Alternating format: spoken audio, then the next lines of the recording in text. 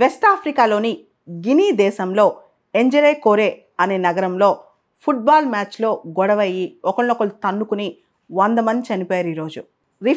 Match referee ఇచ్చిన judgement నచ్చక ఒక వర్గం పిచ్చిలోకి వస్తే ఇంకో వర్గం కూడా వచ్చి కొట్టుకుని అక్కడే తొక్కిసలాట జరిగి బాగా కొట్టుకుని మనుషులు చచ్చిపోయారు. చాలా దారుణం అని చెప్పొచ్చు. అసలు ఈ గినీ దేశం ఎక్కడుంది? వెస్ట్ ఆఫ్రికాలో సహేల్ రీజియన్ అని ఒక రీజియన్ ఉంది. ఆ ప్రాంతంలో తిరుగుబాట్లు బాగా జరుగుతాయి అన్నమాట.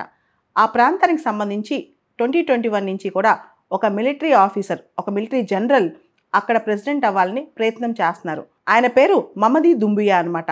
ఆయన్ని క్యాండిడేచర్ బలపరచడానికి, ఆయన్ని గెలిపించడానికి ఫుట్బాల్ మ్యాచెస్ పెడుతున్నారు ఆ దేశంలో.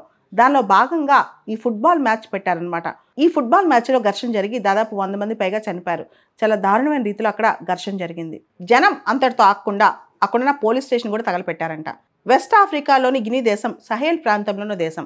ఇక్కడ సహజ వనరులు బాగున్న ప్రజలు అక్కడ చాలా కష్టాలు పడుతున్నారు. పేదరికం ఎక్కువ అనమాట. అథారిటేరియన్ గవర్నమెంటు, అక్కడ గవర్నమెంట్ సరిగా లేకపోవడం, స్టేబుల్గా లేకపోవడం, ఇవన్నీ అక్కడ ప్రజలు ఫేస్ చేసిన కష్టాలు.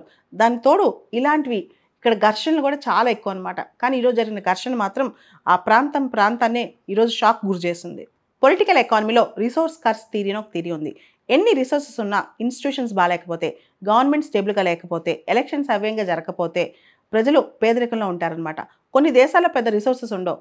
ఉదాహరణకి చాలా యూరోపియన్ కంట్రీస్లో రిసోర్సెస్ సరిగా లేకపోయినా అక్కడ స్టేబుల్ గవర్నమెంట్స్, ప్లానింగ్ ప్రాపర్గా ఉండటం వల్ల, ఎలక్షన్ సిస్టమ్ ప్రాపర్గా ఉండటం వల్ల, ఇన్స్టిట్యూషన్స్ ప్రాపర్గా ఉండటం వల్ల ఆ దేశాలు బాగుపడుతున్నాయి.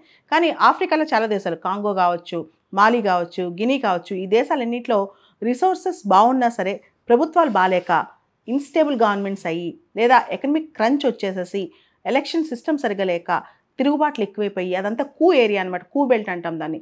తిరుగుబాట్లు ఎక్కువ అనమాట ఆ బెల్ట్ మొత్తం. వీటన్నిటి వల్ల చాలా కష్టాలు ఆ దేశాల్లో ప్రజలు ఫేస్ చేస్తారు. దాంతోపాటు వాళ్ళు ఇలాంటి పోకడలు అనమాట, ఫుట్బాల్ మ్యాచ్లో కొట్టుకోవడాలు, చిన్న చిన్న తెగల ఫైటింగ్స్, మాఫియా గ్యాంగ్స్, ఇవన్నీ అక్కడ చాలా ఎక్కువ. యాంటీ సోషల్ ఎలిమెంట్స్ కూడా అక్కడ చాలా ఎక్కువ అనమాట. దీనివల్లే ఆ దేశాలు ఇంకా స్థితిగతులు మార్చుకోలేకపోతున్నాయి, బాగుపడలేకపోతున్నాయి.